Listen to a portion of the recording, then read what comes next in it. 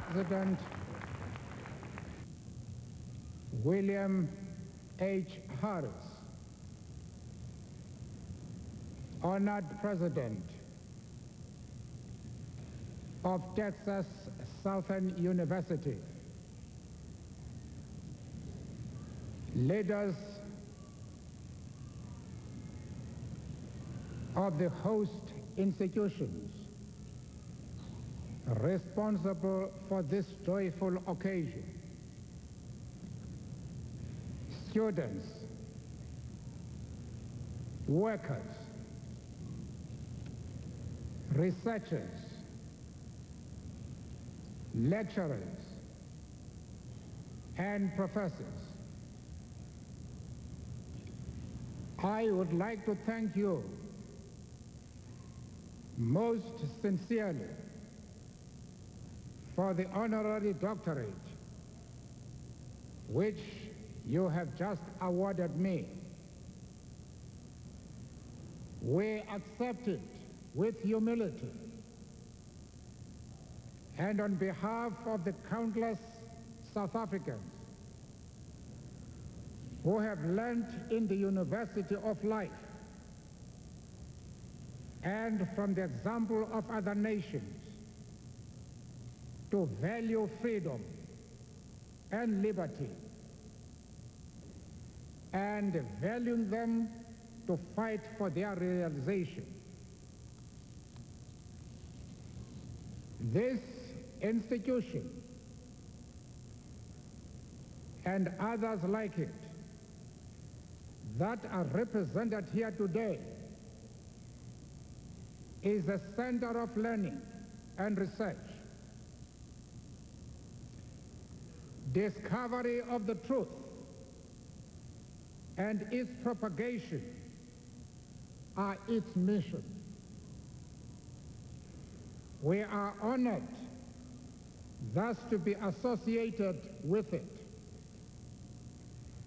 We trust that we will, in our conduct, respect its high purposes, and at all times commit ourselves to the pursuit of the truth. Among all the truths that are part of the common human experience, there is perhaps none that is more important than that all societies have true greatness only to the extent that they create the opportunity for the all-round fulfillment of each and every individual citizen. Without this, knowledge itself becomes a tool in the hands of tyrants and dictators. Science, a product of the gift of the genius of the human mind, is prosecuted to serve anti-human purposes. Economies are used to enrich a minority and impoverish the majority. Even language is corrupted to advance the interests of those who have the exclusive privilege of power. Such has been the case in our own country, South Africa, where the black majority has been victim to the system of apartheid, which, precisely because it sought to treat that majority as a subhuman species, has been categorized as a crime against humanity. It is for all these reasons that this and other centers of learning cannot be indifferent to the purposes to which the accumulated store of human knowledge is put, nor can they be true to the calling of scholarship and inquiry if they do not themselves see what they can do to expand the frontiers of human freedom. It is with these considerations in mind that we salute Texas Southern University for its decision to establish the Mickey Leland Center on World Hunger and Peace.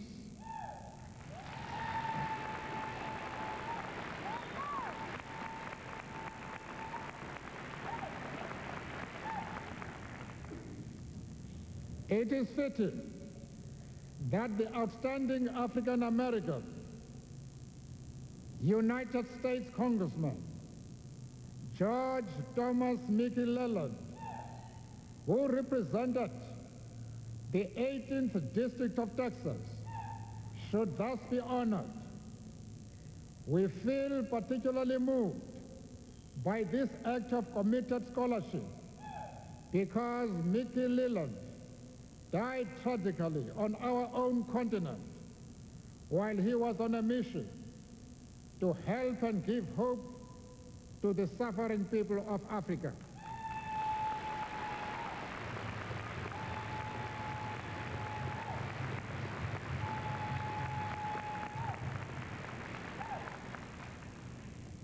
Mickey Leland died shortly before I myself was released from prison. I therefore never had the honor and privilege to meet him. Nevertheless, it feels as though I have been with him. This is because those of my colleagues who knew him have spoken to me of him as a true friend and an untiring fighter against the system of apartheid.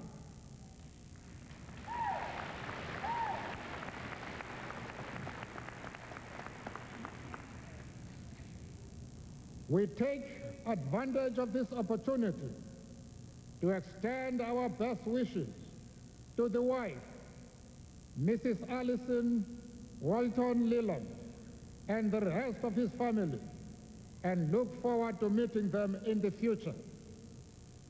Mr. President, dear friends, our common struggle to end the apartheid crime against humanity is nearing its victorious conclusion.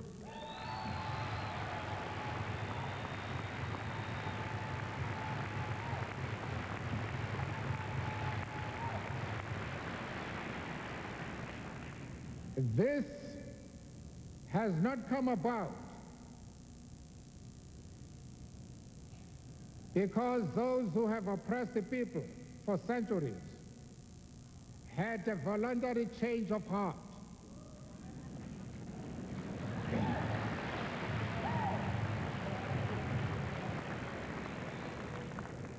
It has come about because of the struggle that has been waged both inside our country and throughout the rest of the world.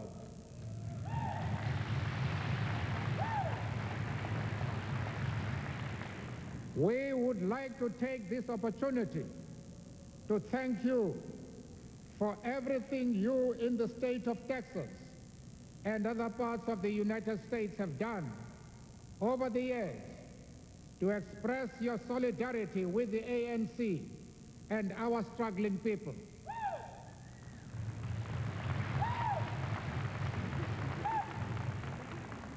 Your denunciation of apartheid in your millions, your support for the perspective of a non-racial, non-sexist, and democratic South Africa, your effective campaign to isolate apartheid South Africa through the imposition of sanctions, the material assistance you have extended to the ANC and other formations of the South African democratic movement, all these combined with the efforts of our own people and those of other countries to make a powerful contribution to the common offensive to liquidate the system of apartheid.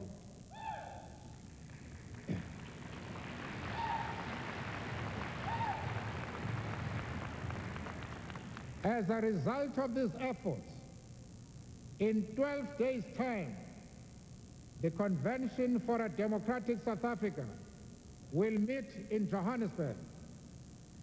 This will be an historic moment in our struggle, since the convention will begin the process leading to the adoption of a new constitution.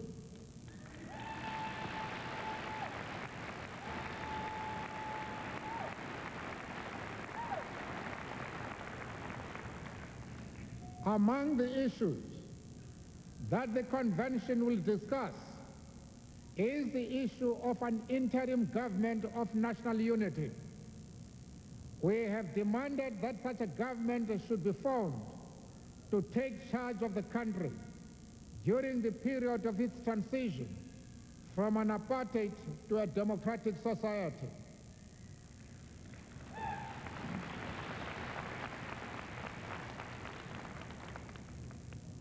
This is an issue of critical importance to the future of the peace process in our country.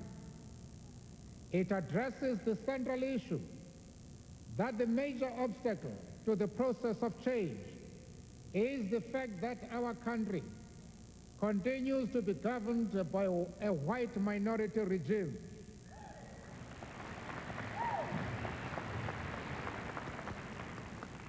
It will also address more effectively the question of ending the violence which continues to afflict our country. We have argued that it would be incorrect to allow the ruling National Party to be both player and referee in the transitional process.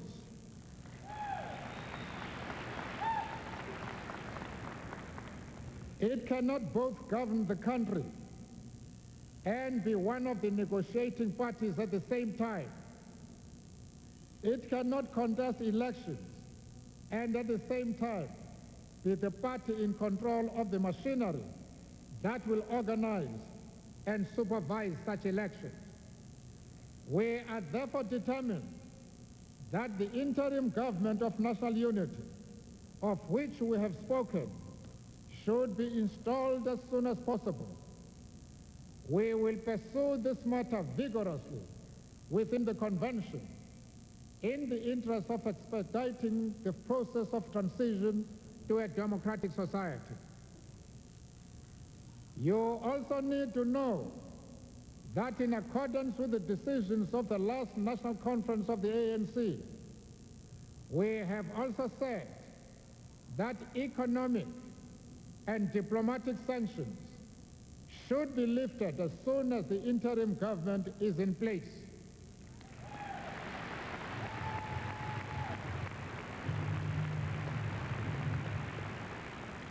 This is for the simple reason that this would be a broad-based government of national unity, acceptable to the majority of the people, and charged with the task not of implementing apartheid, but of moving the country away from the evil systems towards its democratic future.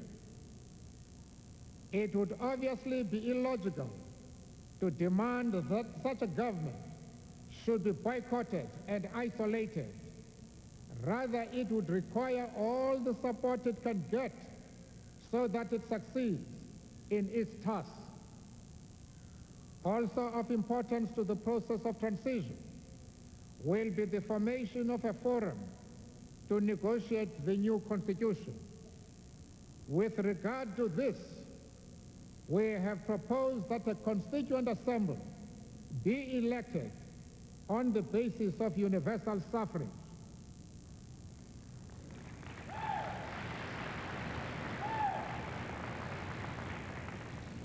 This would ensure that the people themselves decide who should draft the new constitution and give them the possibility to decide what kind of constitution they desire for their country. In the light of the developments in South Africa, what then do we see as the task of the solidarity movement. One of these is to press for the maintenance of economic sanctions until an interim government has been installed.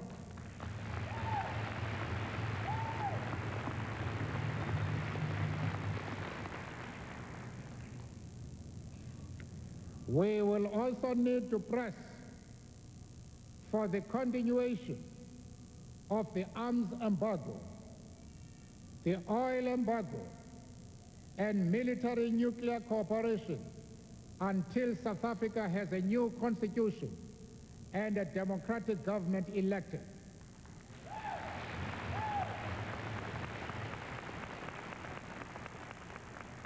Secondly, it is necessary that we speak not only against apartheid, but also for a democratic South Africa.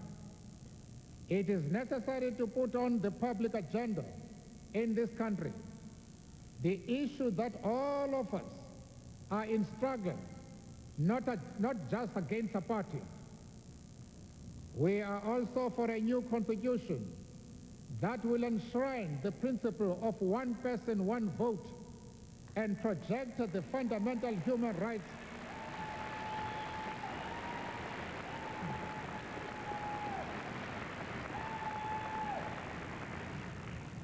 a constitution which will project the fundamental human rights of all South Africans.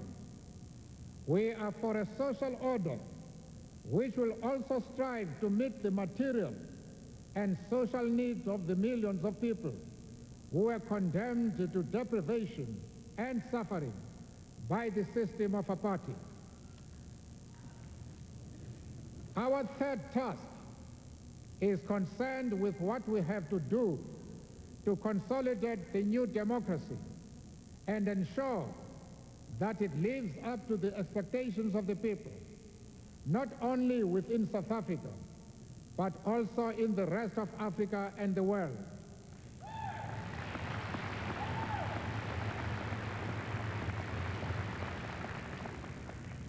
It is critically important that this new democracy should succeed.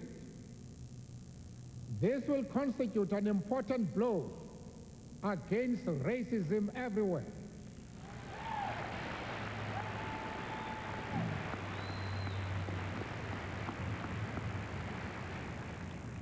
It will give renewed hope to the African continent that it will succeed to develop itself.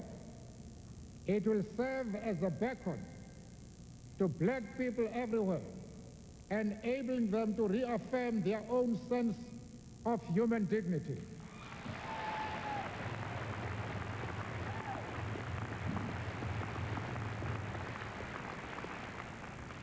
It will help to reinforce the universal struggle for human rights and peace.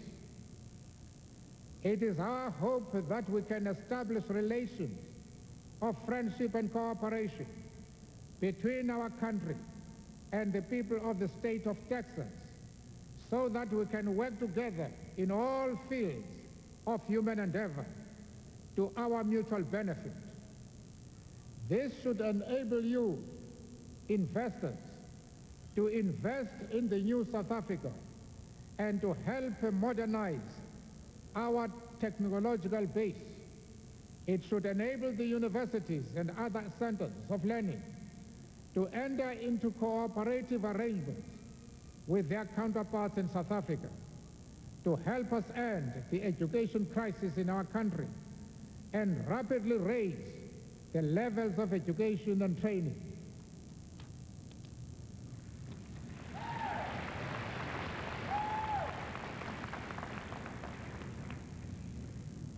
We trust that the relationship between yourselves and ourselves that has been established by the award of this doctorate will signal the beginning of the relationship we are talking about. When established, It can make a very important contribution to the process of dismantling apartheid and reconstructing South Africa as a truly democratic country with which you would be proud to be associated. As we leave the borders of this state tomorrow, we shall depart with fond memories of the warmth of your welcome and strengthened by your support and commitment to our common cause. We know that you, like ourselves, are impatient for the victory of the struggle against apartheid. That victory is in sight.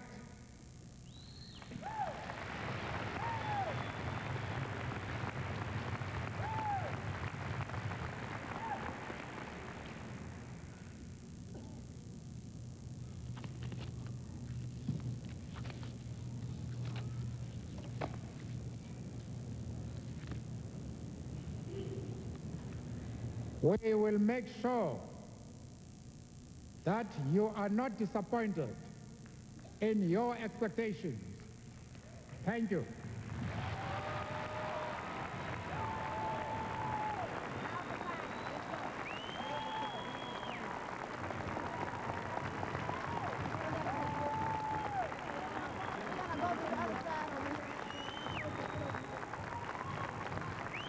Constitution for South Africa.